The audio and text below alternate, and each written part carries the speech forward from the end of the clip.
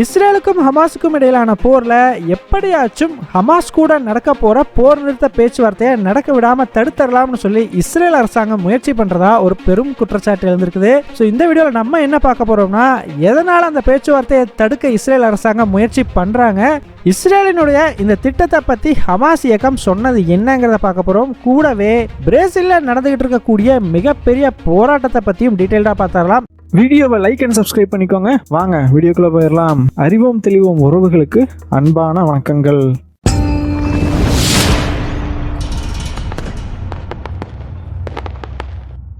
முதல் விஷயமா, இஸ்ரேல் அரசாங்கம் ராஃபா மேலே தாக்குதல் நடத்துறதுக்கான முன்னேற்பாடுகளை ஆரம்பிச்சிட்டாங்க. ஸோ இப்போ அவர்களுடைய இராணுவம் ராஃபாவில் இருக்கக்கூடிய மக்களை வெளியேற்றுவதற்கான ஒரு திட்டம் ஒன்று இஸ்ரேல் பிரதமரான பெஞ்சமின் நெத்தன்யாஹு கிட்ட ஒப்படைச்சிருக்கிறதா சொல்லப்படுது. இன்னும் அதில் என்ன சொல்லப்பட்டிருக்குது, என்ன மாதிரி பிளான்ஸ் எல்லாம் வச்சிருக்கிறாங்க, மக்களை எப்படி வெளியேற்ற போறாங்க அப்படிங்கிற எந்த ஒரு தகவலும் வெளியே வரல. ஜஸ்ட் இந்த மாதிரி திட்டம் ரெடி பண்ணிட்டோம் அப்படிங்கிற ஒரு இன்ஃபர்மேஷனை மட்டும் தான் கொடுத்துருக்காங்க. இஸ்ரேல் அரசாங்கம் பார்த்தீங்கன்னா ஆல்ரெடி சொல்லியிருந்தாங்க, இந்த மாதிரி மார்ச் 10ஆம் தேதிக்குள்ள, அதாவது ரம்ஜான் வர்றதுக்கு முன்னாடி நாங்கள் இந்த திட்டம்லாம் எப்படி மக்களை வெளியேற்றுறதுங்கிற பிளானை போட்டுருவோம், அதுக்குள்ள ஒரு அமைதி பேச்சுவார்த்தை ஏற்பட்டுட்டா பரவாயில்ல அப்படிங்கிற மாதிரி சொல்லியிருந்தாங்க. அந்த வகையில் இப்போ இந்த திட்டம் ரெடி ஆயிருச்சு அப்படிங்கிற மாதிரி அறிவிப்பு வெளியாகிருக்குது. சரிப்பா, இதெல்லாம் ஓகே. இன்னொரு பக்கம் இந்த போர் நிறுத்துறதுக்கான பேச்சுவார்த்தையெல்லாம் நடந்துச்சு இல்லையா, அது என்னாச்சு அப்படின்னு கேட்டிங்கன்னா, ஆக்சுவலாக பிரான்ஸ் தலைநகரான பாரிஸில் அமெரிக்கா, எஜிப்து, இஸ்ரேல் நாடுகளுடைய பிரதிநிதிகள் கூடி பேச்சுவார்த்தை நடத்தியிருக்கிறாங்க. இந்த பேச்சுவார்த்தையில் முன்னேற்றம் ஏற்பட்டிருக்கிறதா அமெரிக்க அரசாங்கம் சொல்லியிருக்கிறாங்க. ஸோ அது என்ன முன்னேற்றம் அப்படின்னு பார்த்தீங்கன்னா, இந்த ஒரு பர்டிகுலர் போர் நிறுத்தம் ஏற்படுறதுக்கு தேவையான முக்கியமான 4 விஷயங்கள் என்ன அப்படிங்கிறத பற்றி நாங்கள் முடிவெடுத்துட்டோம். ஸோ இனி அடுத்த கட்ட பேச்சுவார்த்தைகளில் இந்த 4 விஷயத்தை எப்படி பண்ணலாம் அப்படிங்கிறத பற்றி தான் நாங்கள் டிஸ்கஸ் பண்ண போகிறோம் அப்படிங்கிற மாதிரி சொல்லியிருக்கிறாங்க.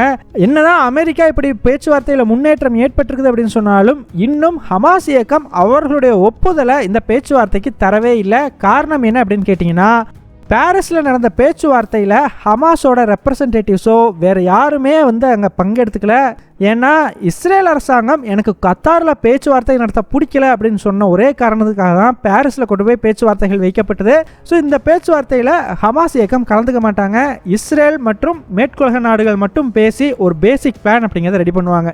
இந்த பேசிக் பிளானை அடுத்தது ஹமாஸ் கிட்ட பேச்சுவார்த்தை நடத்துறதுக்காக கத்தாருக்கு அனுப்பி வைப்பாங்க.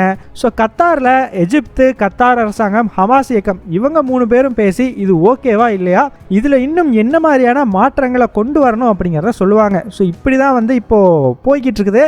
சரிப்பா, இன்னும் ஹமாஸ் அவங்களோட ஒப்புதலே கொடுக்கல அப்படின்னா எப்படி அமெரிக்கா இந்த பேச்சுவார்த்தையில் முன்னேற்றம் ஏற்பட்டுருச்சு அப்படின்னு சொல்கிறாங்கன்னு கேட்டிங்கன்னா, ஆக்சுவலாக இஸ்ரேல் அரசாங்கமே இவ்வளவு நாளாக பல விஷயங்களுக்கு ஒத்துக்காமல் இருந்திருக்கிறாங்க. ஸோ அவங்கள எப்படியோ ஒரு 4 முக்கியமான விஷயத்துக்கு ஒத்துக்க வச்சுட்டாங்க. ஸோ இப்போ அதை வச்சு ஒரு பேசிக் பிளானுங்கிறதையும் ரெடி பண்ணிட்டாங்க இல்லையா, இதைத்தான் அமெரிக்கா முன்னேற்றம் ஏற்பட்டிருக்குது அப்படின்னு சொல்லியிருக்கிறாங்க.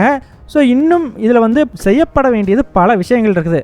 ஆனால் அதுக்குள்ளே இஸ்ரேல் பிரதமரான பெஞ்சமின் நெத்தன்யாஹு இந்த பேசிக் பிளானுக்கு ஒத்துக்கிட்டு வந்ததையுமே ஒரு தொலைக்காட்சிக்கு பேட்டி கொடுக்குறார். அதில் அவர் என்ன சொல்கிறாருன்னா, நாங்கள் இந்த பேசிக் பிளானுக்கு ஒத்துக்கிட்டது என்னமோ உண்மைதான், ஆனால் இதை அடுத்த கட்டத்துக்கு நகர்த்தணும்னு மற்ற நாடுகள் நினச்சாங்க அப்படின்னா, முதல்ல ஹமாஸ் கிட்ட இருக்கக்கூடிய 130 பிணை கைதிகளில் எத்தனை பேர் உயிரோடு இருக்கிறாங்கன்ற டீட்டெயில் எங்களுக்கு வேணும், அப்போ தான் நாங்கள் அடுத்த கட்ட பேச்சுவார்த்தைக்கே ஒத்துக்குவோம் அப்படிங்கிற மாதிரி ஒரு குண்டை தூக்கி போட்டிருக்கிறாரு.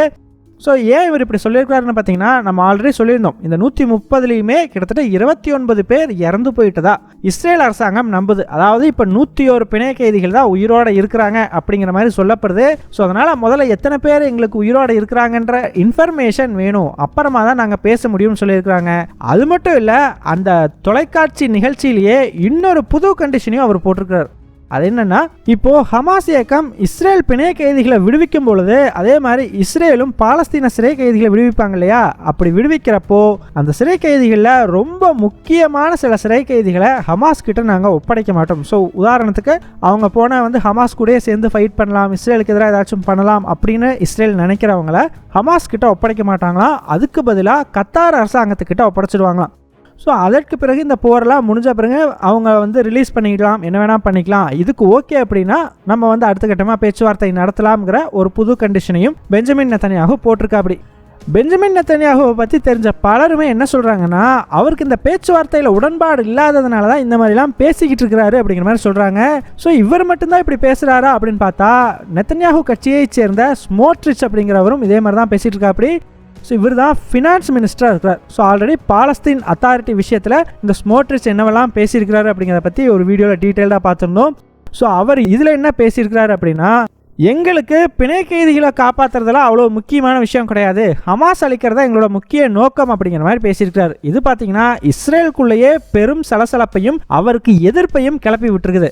ஸோ அது மட்டும் இல்லை, இப்போ இந்த பேசிக் பிளான் அப்படிங்கிறது ரெடியாக இருக்குது இல்லையா, ஸோ இந்த மாதிரி திட்டம் ரெடி ஆயிருச்சுன்னு சொன்னதையுமே அதை மட்டும் இஸ்ரேல் நாடாளுமன்றத்தில் தாக்கல் செஞ்சாங்கன்னா கண்டிப்பாக நான் அதுக்கு எதிராக தான் ஓட்டு போடுவேன், இந்த திட்டத்தை செயல்படுத்த விடமாட்டேன் அப்படிங்கிற மாதிரியும் ஸ்மோட்ரிச் பேசியிருக்கா. அப்படி ஸோ இதனால் பலருமே இப்போ என்ன சொல்கிறாங்க அப்படின்னா, பெஞ்சமின் நெத்தன்யாஹு அரசாங்கத்துக்கு இந்த பேச்சுவார்த்தையிலேயே உடன்பாடு இல்லை, ஆனால் மேற்குலக நாடுகளோட ப்ரெஷர்னால இந்த பேச்சுவார்த்தையில் இந்த பர்டிகுலர் பேசிக் பிளான் அப்படிங்கிறதுக்கு ஒத்துக்கிட்டு வந்துட்டா. அப்படி ஆனால் இதை எப்படியாச்சும் கொலாப்ஸ் பண்ணிடலாம் அப்படிங்கிறதுக்காக இந்த மாதிரி டிவியில் பொதுவெளியிலெல்லாம் புது புது கண்டிஷன்ஸை போடுற மாதிரியும் பேசிக்கிட்டு இருக்கிறாரு. ஸோ இந்த மாதிரி பேச்சுவார்த்தை நடக்கிறப்போ தேவையில்லாமல் பேசினா அந்த பேச்சுவார்த்தை உருக்குலைகிறதுக்கான வாய்ப்பு உண்டு இல்லையா.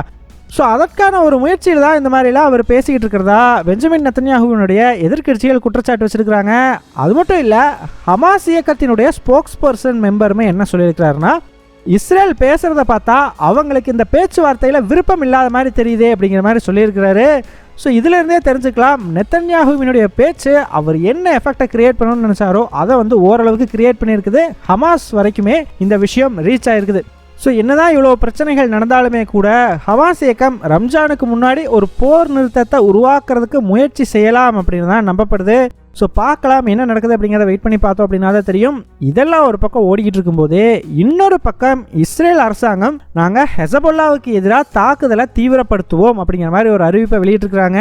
என்னதான் நாங்கள் காசாவில் நடத்துகிற தாக்குதலை நிறுத்தினாலுமே கூட, அவங்க கூட ஒரு போர் நிறுத்த ஒப்பந்தம் கையெழுத்தானாலுமே கூட ஹெசபொல்லா மேலே நாங்கள் நடத்துகிற தாக்குதலை நிறுத்த மாட்டோம் அப்படிங்கிற மாதிரி இஸ்ரேல் சொல்லியிருக்கிறாங்க.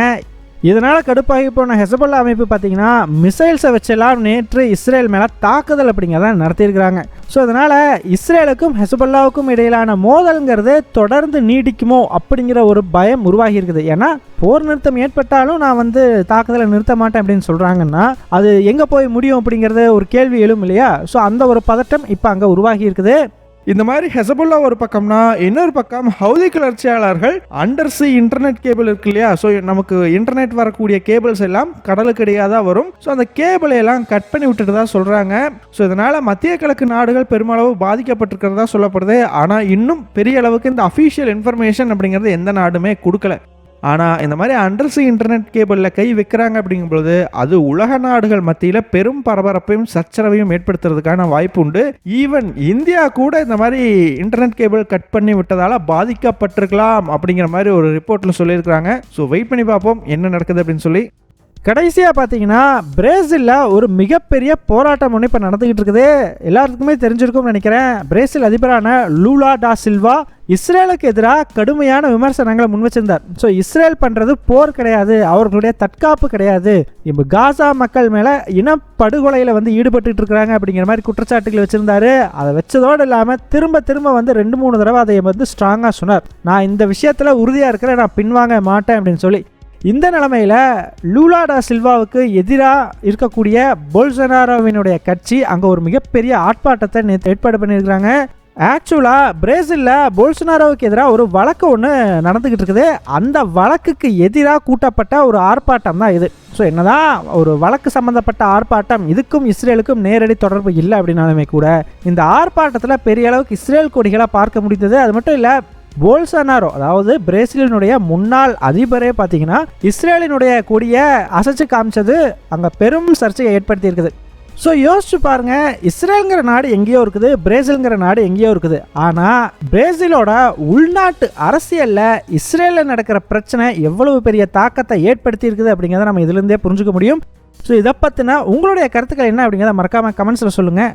எங்கள் டெலிகிராம் சேனல் லிங்க் டிஸ்கிரிப்ஷனில் கொடுக்குறோம். இன்ட்ரெஸ்ட் இருக்கிறவங்க ஜாயின் பண்ணிக்கோங்க. ரொம்ப முக்கியமான செய்திகள் அதில் பகிரப்படும். வீடியோ பிடிச்சிருந்ததுன்னா லைக் பண்ணிக்கோங்க, சப்ஸ்கிரைப் பண்ணிக்கோங்க. இதன் மூலமாக எங்களுடைய வீடியோஸ் இன்னும் நிறைய பேர்த்துக்கு போய் சேரும். முடிஞ்சால் உங்களுடைய ஃப்ரெண்ட்ஸுக்கிட்டையும் நிறைய ஷேர் பண்ணிக்கோங்க. இது எங்களுடைய உழைப்புக்கு நீங்கள் கொடுக்குற ஒரு ரிவார்டாக இருக்கும். நன்றி.